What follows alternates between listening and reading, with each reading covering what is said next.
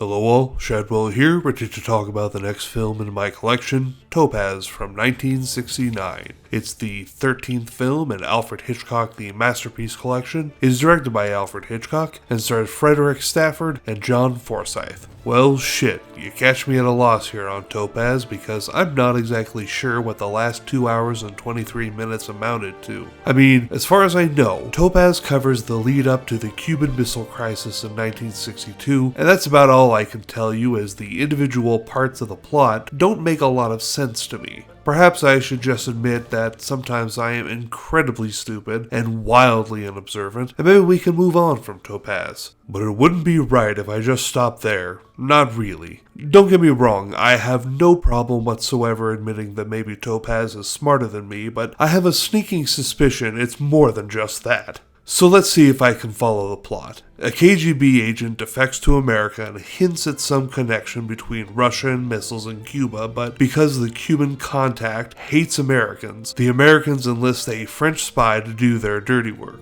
This eventually leads the French spy to go to Cuba, which is something he does a few times a year anyway, where he bangs a lady while everyone else does the heavy lifting of getting pictures of Russian missiles for him, which he takes back to the Americans, and then we stop following that track and instead get embroiled in the French spy exposing a Russian leak in the French government, which he gives the glory of catching to the Americans, and that's nearly 2.5 hours worth of tedious shit. So there, I kept up with what was going on, it just doesn't mean anything to me.